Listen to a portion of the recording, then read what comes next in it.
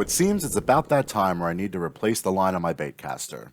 This line has been used and abused for over a year, and in that time, it's suffered plenty of snags, tangles, and knots. Between the line abuse and how much is remaining, my casting distance is horrible, so it's time for some maintenance.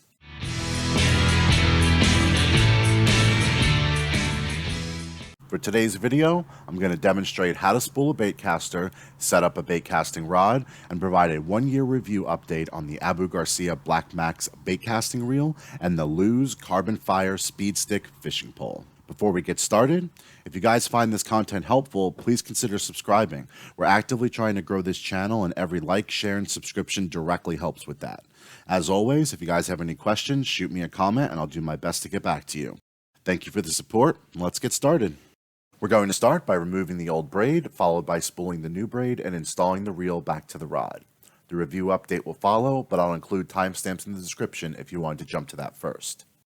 So far, I've removed the reel from the rod and cut off the hook to free up the line. The new line I'll be using is the Yo-Zuri 10-pound braid in dark green. I switched over to a 10-pound test. Originally, when we were fishing in Florida, I needed the higher test for ripping out of underwater grasses and those lily pads. The lakes I fished in Ohio so far haven't been loaded with grass, and there's definitely no lily pads. I'm hoping a lighter line will gain me some casting distance, less visibility, but still strong enough to deal with whatever I hook. I stayed with green for the line color. I find it disappears really well in lake water, and I went with the Yo-Zuri this time because it had a slightly smaller diameter than the spider wire. A quick tip for anyone just getting started with braid: get yourself a pair of these thread scissors. They cut through braid easily, fold up nice and compact, which is great for a tackle box, and they're extremely cheap in case you lose one. They won't fray the ends of braid and provide a nice clean cut. Okay, now that the old braid is removed, let's unbox and get the new line prepped for spooling. If anyone was interested, here's a quick comparison between the 10-pound Yo-Zuri and the 30-pound spider wire. As you can see, the 10-pound is much thinner with a darker green. Now that everything is ready, the next step is threading the braid through the front guide and tying it off to the spool. I like to take the new braid and pull on the end to straighten it out. This helps with threading through the guide and the holes on the spool. Once through the guide, you can pull through some extra line to help. With it threaded through the holes on the spool, we can now tie off the line. Previously, I used a simple double overhand knot. It lasted about a year with the previous braid, so I'm sure there's nothing wrong with that. This time, I'm going to do an overhand knot and then wrap the second knot so it locks in place. Make sure your line is coming through the guide and through the holes on the spool, then tie off your knot. After pulling on the line, you can see how it locked the knot, so that's going to hold really well. Next, you can cut off the extra line. It doesn't have to be super close to the knot like a fishing hook, but short enough to clean it up. With the braid tied off, the hard part's done. Now we can lay down the braid, lightly pinch the line to give it a little tension, then reel in to fill the spool to about 80% capacity. The guide will keep the line even as you reel, so you don't need excessive tension, just enough to keep the slack out. If you can see it on camera, I have the braid positioned under the baitcaster.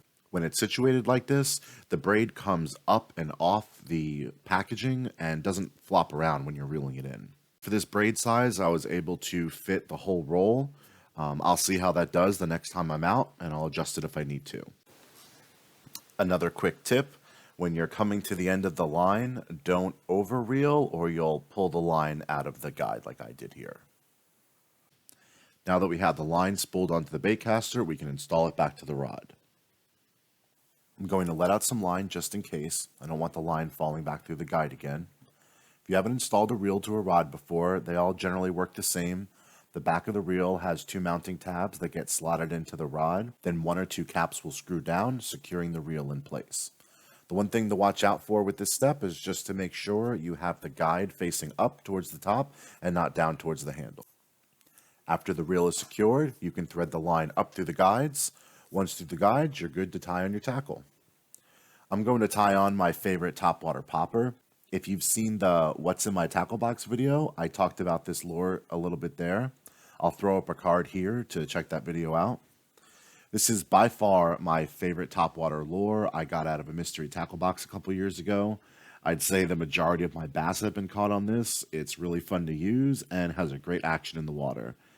I particularly like it because the faster you reel, the further it dives down, but a slower, steady reel makes it swim back and forth. The technique I use is I give it a strong reel as soon as it hits the water just to get it under the water surface, and then I slow down the retrieve and it just swims right under the water. During my retrieve, I'll stop, let it float up, let it sit there for a minute, and then repeat. A lot of fun to use. To tie it off, I'll be using a cinch knot. You make a loop, wrap the line around it a few times, then thread the line back through the same loop. When you pull the line, it locks the knot in place. Sometimes I'll add a dot of super glue to the knot just for some added protection, but this is my go-to knot. If you guys want a video going more in depth on this knot, let me know in the comments. I'll see what I can do. All right, with this all tied up, you can attach your lure to your hook keeper and you're all set to fish.